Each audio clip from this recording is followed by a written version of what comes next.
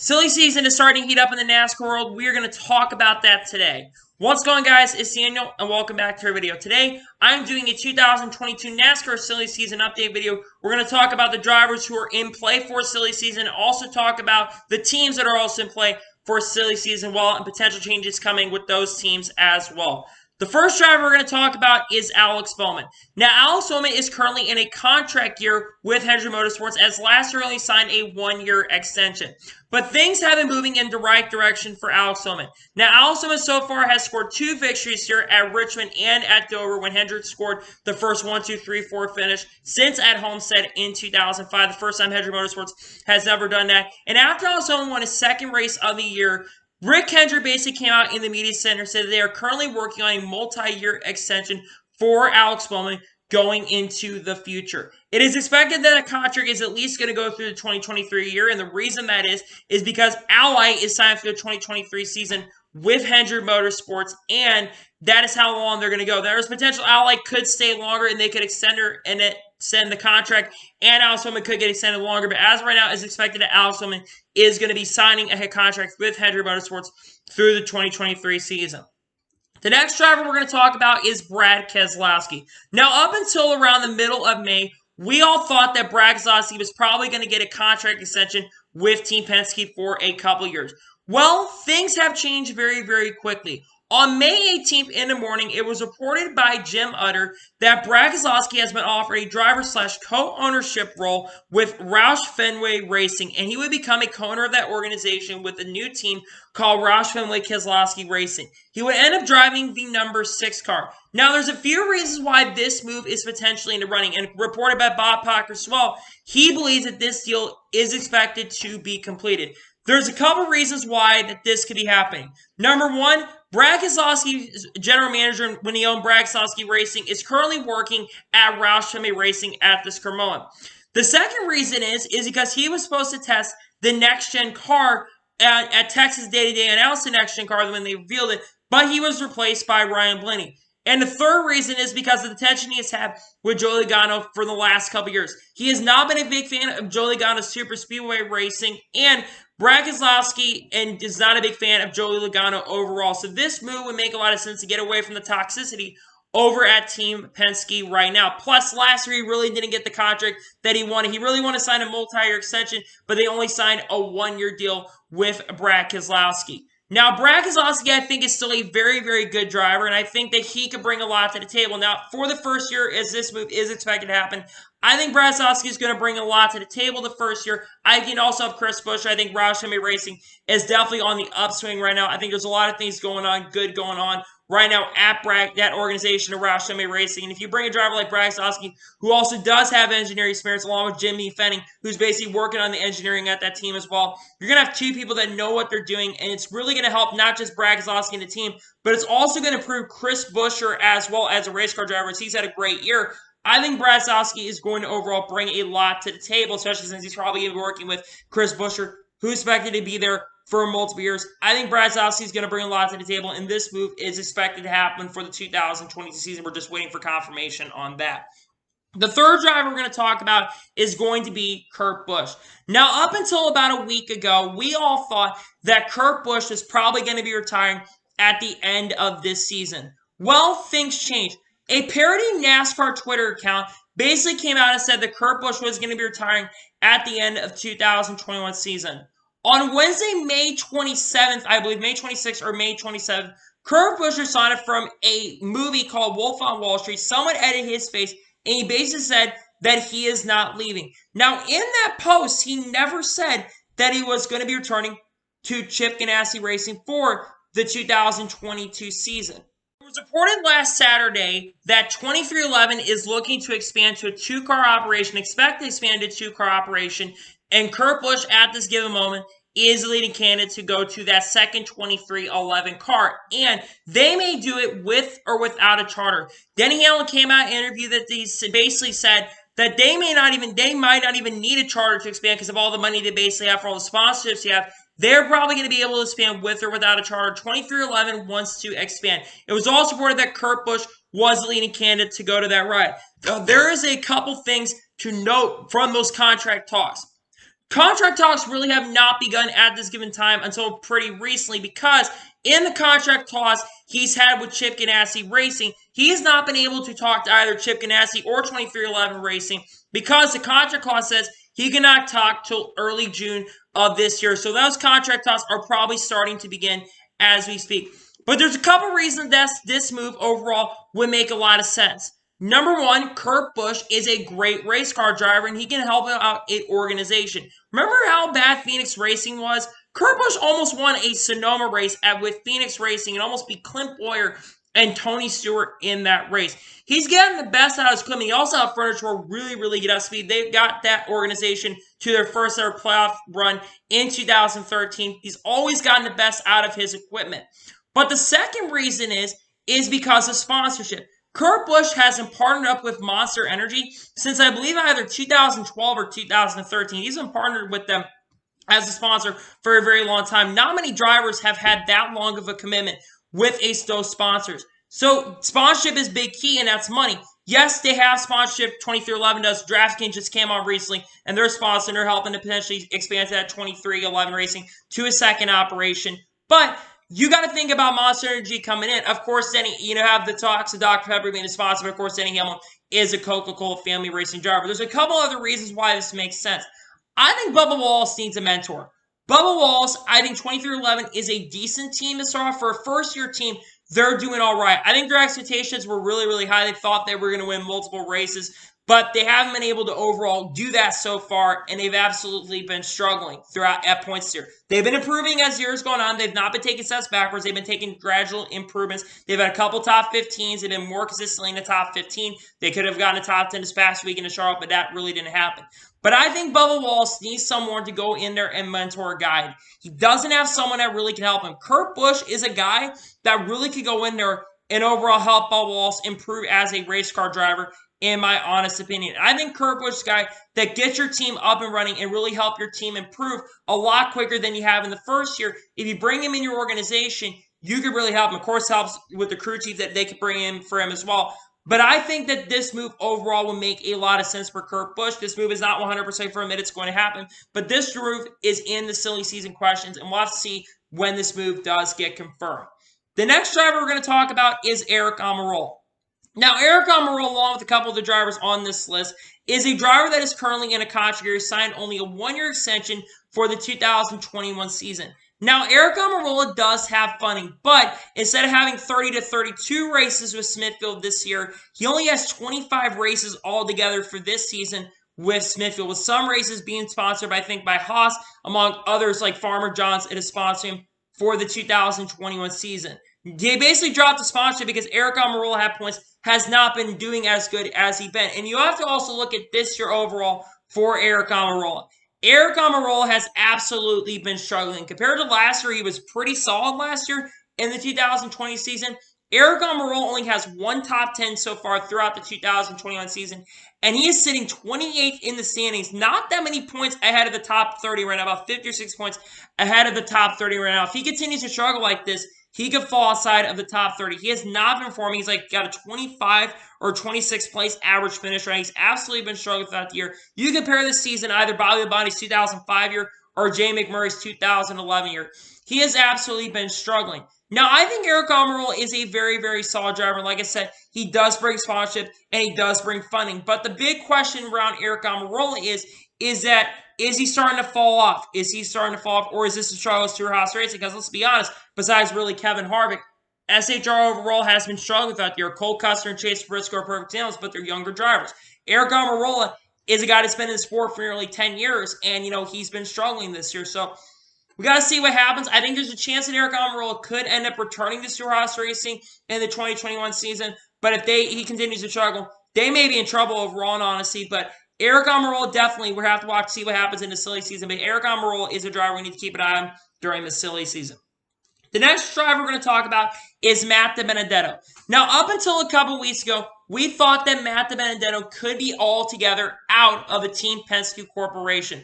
But over the last 2 weeks, really back a couple weeks ago, even before the next gen car, Matt DiBenedetto tweeted out an image for basically when they were revealing the next gen car, but they were going to be showing the next gen car. He basically said he could not wait to get into the next gen car and race in it. But recently, like I mentioned with the Brad Keselowski stuff, that 2 car is potentially going to be open, and there is a chance that Matt DiBenedetto could end up taking over the 2 car. Like I mentioned, he's a free agent at the end of this year. Now, Fang, here's something really, really interesting to note.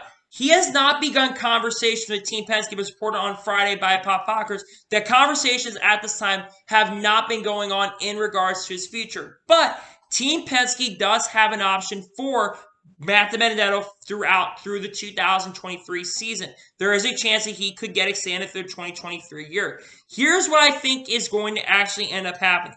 I believe that Wood Brothers is actually going to re-sign Matt DiBenedetto through the 2022 or the 2023 season. We'll talk about it here in a few minutes, but I do believe that Matt DiBenedetto is going to get extended. He has a really good existing relationship with the Wood Brothers Racing Organization. He's got a lot going on for him. He's got a lot to prove still. I think he's a very talented driver, and I think that Penske is going to tighten up with the F21 car, and I think he's overall going to get better as we get farther into the season. The next driver we're going to talk about is Austin Cindric.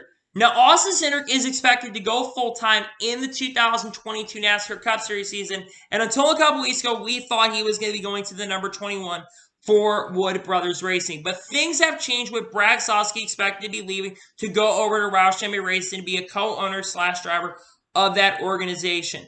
I believe that Austin Cindric is going to end up, instead of being in the 21 car, I think Matt DiBenedetto is going to remain in the 21 car, and I think Austin Cindric is going to be taking over the 2 car in the 2022 season. And here's why I think that this is going to be the case. Austin Cindric's father is a competition director and the president of Team Penske, runs the IndyCar operations, has been running really all the operations at Team Penske here for a while.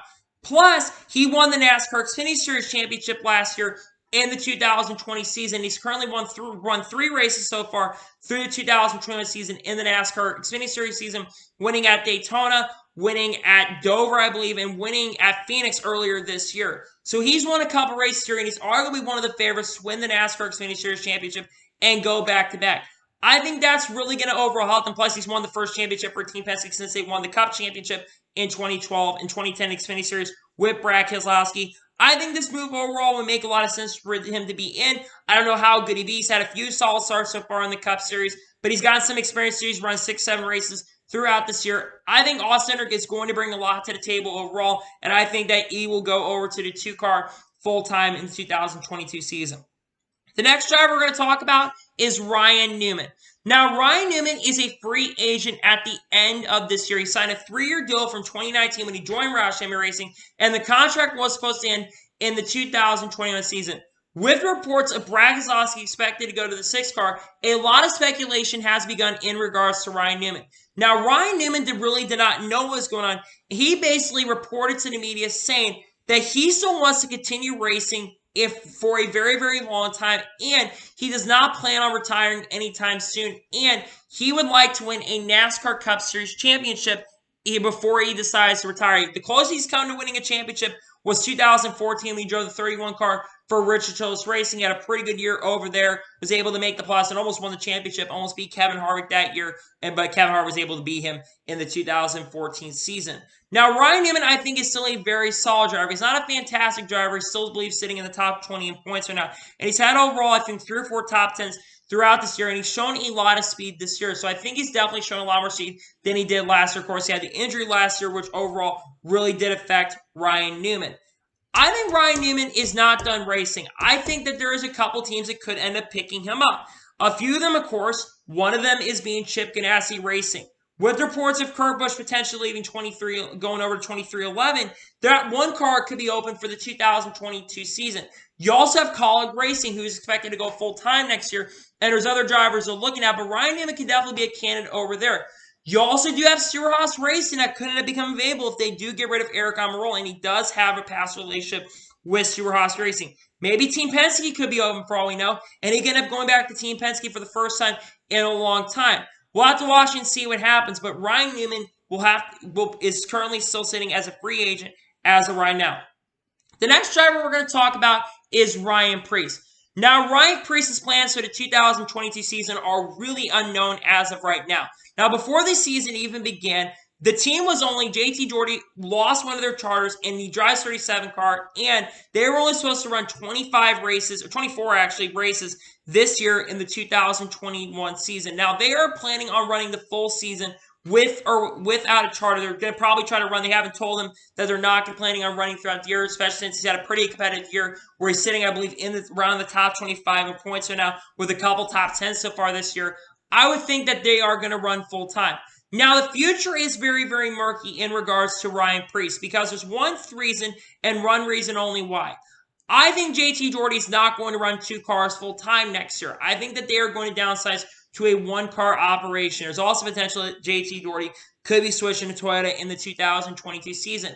I think Ryan Preece either going to go back to modifies next year, or I think he's going to go back down to Xfinity and race full time there. I think he'd be more competitive in Xfinity than he is a Cup. I think Ryan Preece is a solid driver, but I think that he's been struggling overall throughout this year. We'll see what happens. His plans are still unknown, and we'll continue watching silly season as we get farther down the road. And a final driver we're going to talk about is Michael McDowell. Michael McDowell, of course, the 2021 Daytona 500 champion, having a career year so far for him with 4 top 10s throughout this year. He's basically been in the top 16 in points pretty much throughout the whole entire year, and he's shown a lot of speed this year. Now, it was reported in an interview with Front Stretch that he wants to return to front row in the 2022 season. His contract is on a year-by-year basis, and he's really not putting any leverage after winning Daytona 500, having a really good year. He's really not putting any leverage into wanting to basically get a contract due to that. But he wants to return to front row in 2022. This is something I think that will happen. I think he definitely is going to return to front row. He's been there for a few years. I think he'll get a pretty long contract. I know it's a year-by-year basis, but I really think that Michael McDowell is going to get a contract extension with Front Row Motorsports, especially considering he's been really, really good with that team as he got later in his career, and he's been showing a lot of speed this year. I would think that with all the road courses, too, with how good he's been on road courses, I think Michael McDowell will definitely have a shot of getting extended with them. Now we're going to go ahead and jump onto all the teams. There's 3 teams in question we are going to be talking about today. The first team is Kaulig Racing. Now, Kaulig Racing is going to be going full-time in the Cup Series in 2022 with or without a charter for that season. Kaulig Racing has been a team that's really been on the upswing. 2016, they joined the Xfinity Series with Blake Cook, and they really made the playoffs, almost made it to the championship for. 2017, they made a little bit of gains. I also believe they made the playoffs 2017. 2018, they changed their driver to Ryan Truex and had some more top 10s. 2019, they were able to win a couple races, actually 2 races that year. In 2020, they won a lot of races with Justin Haley and AJ Allmendinger. And in 2021 so far, they've gotten wins from Jeb Burton and AJ Allmendinger this year so far throughout the 2021 season. Plus, they've been very, very competitive so far this year. They've also have made starts so far in the Cup Series. And so far, they have had, I believe, 2 or 3. They've had top 10s in 2 or 3 of their starts throughout this year. So they've been really, really competitive on the super speedways and the road course. They've only made the Daytona 500. And except that Daytona 500 where they basically were out on the racetrack with a tire that was basically on fire, they have shown a lot of speed through this year. They have RCR backing. They're going to be in Chevy backing as well. I think they'll be very, very competitive. And the question is, who would be the driver to go to Kaulig Racing? I think you have to think of a few drivers. Ryan Newman definitely has to come in mind, but the other ones are Justin Haley and Kaz Grala. Justin Haley's been driving for Kaulig Racing in the NASCAR Xfinity Series for the last 3 or 4 years since 2019. He's been really, really successful with that team as well. Plus, he's had a lot of Cup Series experience throughout this year. I think he's definitely a big candidate. Plus, he brings the sponsorship from FOE, so he does bring a lot of funding there as well. The other driver, of course, is Kaz Grala, who has been driving for this organization in the Cup Series twice throughout the year so far. He has shown a ton of speed this year. He's gotten top 5s, actually 2 top 10s, and he's been really, really competitive. I think that if I had to choose, I would put Kaz Grala in the car, but I think that there's chances things could change forward, but Kaulig Racing will be going full-time in the 2022 season. The next team we're going to talk about is Junior Motorsports. Now, Junior Motorsports at this moment is considering the potential of moving up to the Cup Series in 2022. We talked about this back in April. Basically, Dale Jr. said that they're basically considering jumping up to the Cup Series full-time in the 2022 season. The big question for Junior Motorsports, unlike Kaulig, is that they're wanting to basically get a charter for the 2020 season. Kaulig said they'll run one with or without, but Junior Motorsports said that they are basically going to need a charter. I think it's Dale Jr. I think that they will definitely get a charter. Rico Racing says they're planning downsizing to 3 cars. I would think that Dale Jr. would probably end up being the one who would end up getting that charter if they basically already move up next year. Plus, with the next-gen car, they're really, really interested in that next-gen car. I've seen a lot of team owners jump up. You had Trackhouse come in this year. You have Cog Racing, who's going to be going full-time. You have Spire Motorsports that is expanded. You have 2311, who's planning to have 2 cars next year. You have a lot of expansion overall going on in NASCAR right now, and the intrigue of this next-gen car is the big reason overall for that. If Junior Motorsports is to jump up to the Cup Series, you have to think of a couple drivers that could be in the running. You have to think about Noah Gragson, who's been with Junior Motorsports since 2019. You have to think about maybe Josh Berry, who's been really, really successful in the NASCAR Xfinity Series. You also think about Justin Allgaier. Justin Allgaier is the main one I'm looking at because Justin Allgaier has raced for Junior Motorsports since 2016 and has been really, really successful with that team, being able to win like 9 or 10 races, already winning 1 or 2 races so far here in the 2021 season. You got to think about those drivers, but there is a chance that Junior Motorsports could jump up the Cup here in the 22 season. And the final team we're going to talk about is Richard Petty Motorsports when it comes to a manufacturer change. There has been a rumor for a while, and Toyota has been wanting to expand their operations and expand more teams into the fleet of Toyota. We know the 2311 Racing is planning on expanding to a 2-car operation next year, but there is a team that's basically in the running, and that is Richard Petty Motorsports. It was reported back in April, basically, that Corey LaJoie basically reported, and we've heard it from the Door Bumper Clear Pocket as well, that a small tier Chevy team, a team that's not always competitive, is basically looking to expand into the Toyota fleet from Chevy and move over to Toyota for the 2020 season. It was said it was going to be a massive, massive change overall in cars. There's a few reasons that this overall could make a lot of sense. Number one, Richard Petty Motorsports has changed manufacturers left, right, and center. They've been with Ford. They've been with Dodge. They've been with Buick. They've been with Chevy. Right now, they're with Chevy. They've been with a lot of different organizations. Another reason is Erik Jones. Erik Jones, up until this season, was basically with Toyota from 2012, was a development driver for them from around 2012 till last year in 2020 when he was dropped by JGR. They would be a lot more competitive, and I think that he is a very, very talented driver. And I think overall, if they are to move down to Toyota, I think that they would be a lot more of a competitive organization, and they would show a lot of speed. I think this is going to happen. We've been hearing behind the scenes that this is a switch that probably is going to be happening for the 2022 season, excuse me. I think it will happen. I think that we will see this happen overall. Richard Petty Motorsports is potentially switching to Toyota in the 2022 season. So, anyway, that is my 2022 NASCAR Silly Season update. I want to thank you guys for watching. Please subscribe to the channel, turn notifications so you're notified when a video does go live on my channel. Follow me on Twitter, Facebook, and Instagram, and support my Patreon as well. Link description below for that. And comment your silly season predictions down below for the 2022 season. Let me know those in the comments below. Anyway, like I said, I want to thank you guys for watching today's video, and I'll see you guys next time for some more great and awesome NASCAR content. Take care, everybody.